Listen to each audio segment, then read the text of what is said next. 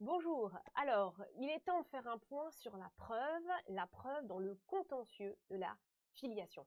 C'est-à-dire que chaque fois que vous serez dans le cadre d'une action contentieuse, vous aurez évidemment des questions de preuve à rapporter. Alors, ce que j'appelle le contentieux de la filiation, c'est quand on est devant le tribunal de grande instance. Vous le savez, toutes les actions contentieuses ont lieu devant le tribunal de grande instance. Vous avez des preuves à rapporter. Lesquelles? Qui doit prouver? C'est ce qu'on va voir précisément ensemble dès maintenant. On va commencer d'abord par l'objet de la preuve. L'objet de la preuve, c'est que faut-il prouver devant le juge? Eh bien, ça dépend en fait de l'action que vous engagez. Si vous êtes dans le cadre d'une action en recherche de paternité, article 327 du Code civil, ou dans le cadre d'une autre action en recherche de paternité un peu particulière, qui est une action spéciale qu'on appelle l'action en rétablissement de la présomption de paternité, c'est l'article 329 du Code civil, alors, ce que vous devez démontrer, c'est que le défendeur est le père biologique, est le géniteur.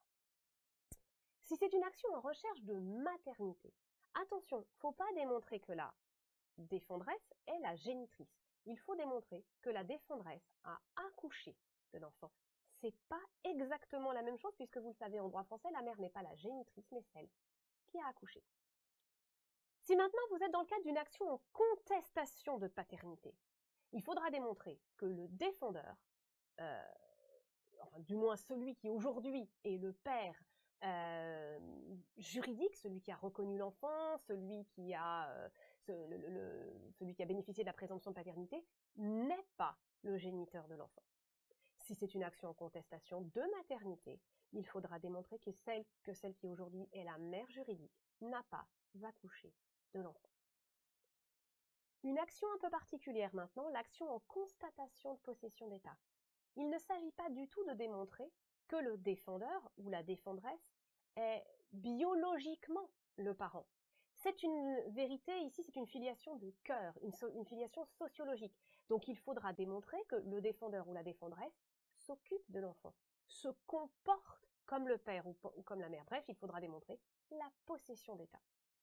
Et enfin, dernière action très particulière elle aussi, c'est l'action à fin de subside, qui ne cherche pas du tout à établir la filiation, mais comme son nom l'indique, à obtenir des subsides.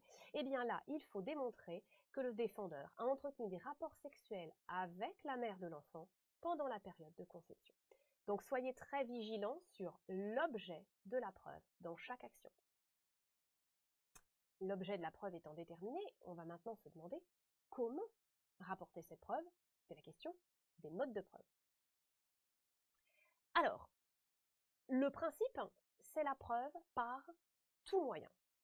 Alors, je vais d'abord rappeler un petit point sur l'établissement non contentieux de la filiation, c'est-à-dire ce qui se passe dans 90% des cas dans la vie.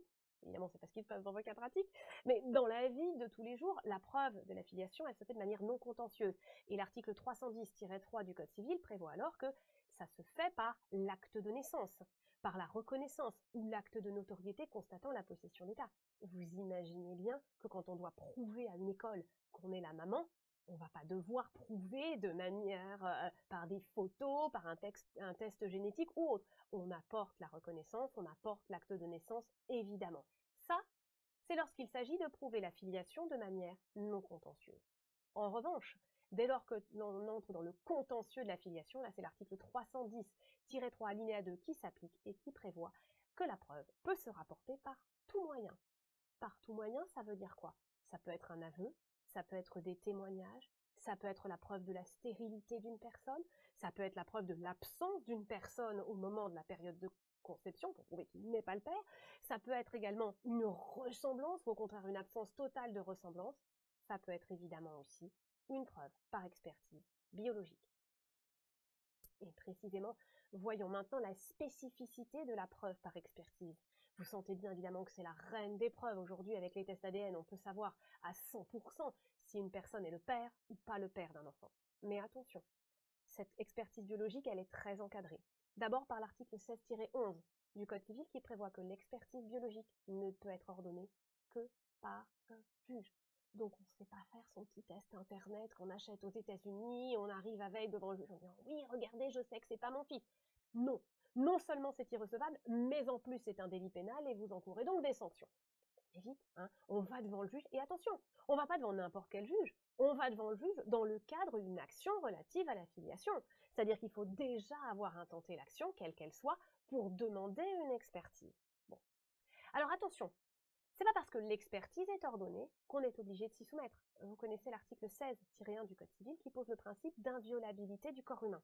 Et donc on a toujours le droit de refuser une expertise. C'est rien, hein, l'expertise. Hein. C'est une piqûre, éventuellement des cheveux, ou on vous gratte un peu de muqueuse, c'est rien, mais on touche à votre corps. Et vous avez le droit de refuser de vous y soumettre. Après, vous avez le droit de refuser de vous y soumettre, mais le juge, lui, peut en tirer toutes les conséquences. Hein. C'est l'article 11 du Code de procédure civile. Donc vous avez le droit, mais le juge aussi peut dire, bon bah très bien, si tu refuses de te soumettre à l'expertise, c'est que tu as peur, et donc j'en déduis que tu es le père ou que tu n'es pas le père. Bon. Dernier point sur l'expertise biologique, c'est la question de l'expertise biologique post-mortem. Peut-on pratiquer une expertise biologique sur une personne décédée, et notamment l'exhumer? Vous avez entendu parler de l'affaire Montan qui a énormément choqué. De son vivant, il n'avait pas voulu de l'expertise, on n'avait pas fait d'expertise, il meurt et on exhume Montan et on fait une expertise biologique. Voilà, ça n'a pas trop plu. Bon.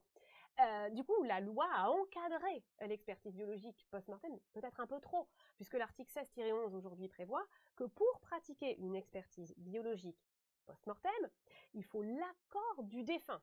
C'est-à-dire qu'il faut que de son vivant, la personne ait accepté, au cas où elle meurt, qu'on pratique sur elle une expertise post-mortem. Enfin, vous imaginez que c'est pas fréquent, hein.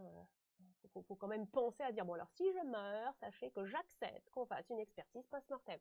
Ça n'arrive jamais ou quasiment jamais.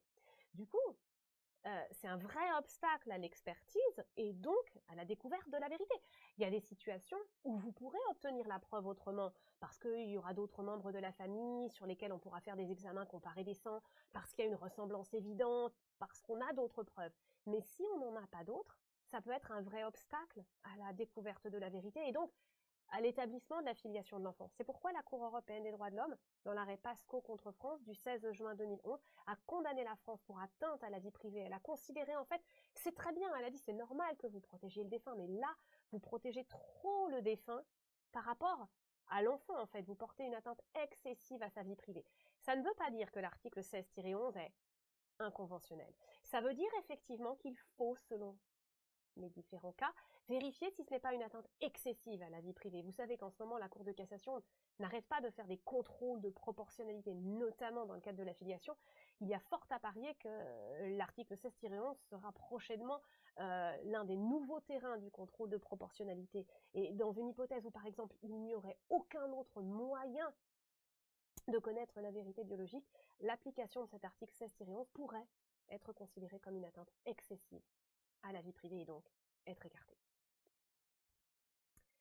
Voyons maintenant un dernier point, la question de la charge de la preuve. Qui doit prouver? Sur qui pèse la charge de la preuve? On est en matière civile. Et en matière civile, on applique l'article 9 du Code de procédure civile, lequel prévoit que nous sommes dans un système accusatoire. Il incombe à chaque partie de prouver. Ça veut dire quoi? Ça veut dire que ce sont les parties qui prouvent ce qu'elles avancent, et pas le juge. On n'est pas dans un système inquisitoire. Bon. Alors attention, ça ne veut pas dire que le juge a un rôle complètement passif et qu'il ne fait rien. Notamment l'article 10 du Code de procédure civile prévoit qu'il peut parfaitement ordonner une expertise. Oui, mais le principe, c'est que normalement, vous n'arrivez pas les mains dans les poches en disant au juge « j'ai rien, je veux une expertise ». Là, dans ces cas-là, il va vous dire « je suis désolé, je ne suis pas là pour suppléer la carence probatoire des parties ». Et c'est ce qu'il faisait. C'est ce qu'il faisait jusqu'à ce fameux arrêt du 28 mars 2000. Où il disait « attendez, je suis désolé, c'est pas à moi de rapporter la preuve à votre place. Apportez-moi des petits éléments de preuve, et ensuite je les compléterai par une expertise ». Oui, mais le problème, c'est qu'il y a plein d'hypothèses où vous avez une femme qui va dire bah, « écoutez, je sais que c'est le père, parce que je sais avec qui j'ai eu la relation sexuelle, mais j'ai pas de moyen tangible de vous le prouver. » Et là, dans ces cas-là, cette solution fait qu'elle ne pouvait pas obtenir d'expertise. D'où le revirement de la Cour de cassation par cet arrêt du 28 mars 2000. Avec cet arrêt, la Cour de cassation pose un principe. L'expertise biologique est de droit en matière de filiation. Qu'est-ce que ça veut dire? Ça veut dire que l'expertise biologique, que ce soit le test ADN ou l'examen comparé des sangs, est de droit. C'est-à-dire que si une personne, si une partie la demande, le juge doit l'ordonner. En matière de filiation, c'est dans toutes les actions, hein, actions à fin de subside, actions en contestation de maternité ou de paternité, action en recherche de paternité ou de maternité, sauf l'action en constatation de possession d'État, puisqu'il ne s'agit pas de prouver de la biologie, mais de la sociologie. Donc l'expertise biologique ne vous sera absolument d'aucun secours. On l'a vu il y a un instant sur les questions d'objet de la preuve. Bon. Alors, quand même, la Cour de cassation a mis une limite. Les juges peuvent refuser l'expertise, mais ils doivent le motiver en expliquant qu'il existe un motif légitime de ne pas recourir à l'expertise. Alors la jurisprudence, finalement, maintenant depuis 2000, elle est quand même assez abondante en la matière, et qu'est-ce qu'on constate? Quelles sont les hypothèses de motifs légitimes? Lorsqu'il existe déjà des preuves suffisantes de la paternité ou de la non-paternité, on n'a pas besoin d'avoir une expertise en plus, ce que l'on a est suffisant. C'est par exemple un arrêt du 14 septembre 2002. Qu'est-ce qu'on a d'autre? Lorsque l'expertise est impossible, parce qu'il est impossible de localiser le défendeur, ou parce que le défendeur est décédé et qu'il n'y a pas de famille. Voilà, si c'est impossible, honnêtement, à quoi sert d'ordonner l'expertise? C'est un arrêt du 14 juin 2005. Les juges vont aussi parfois s'intéresser au mobile du demandeur, lorsque par exemple il agit dans un mobile uniquement financier, uniquement successoral. C'est un arrêt du 30 septembre 2009. L'idée c'est quoi? Vous avez le droit d'avoir un mobile successoral, mais le juge se dit, attends, tu veux contester ici la filiation? Moi, je vais pas t'aider. T'as qu'à te débrouiller tout seul et prouver. Parce que là, c'est quand même un peu fort de café. Tu viens contester une filiation juste pour de l'argent. Eh ben, débrouille-toi tout seul. Je vais pas t'aider en ordonnant une expertise. Là, je rapplique les règles classiques de la preuve. C'est à toi de prouver.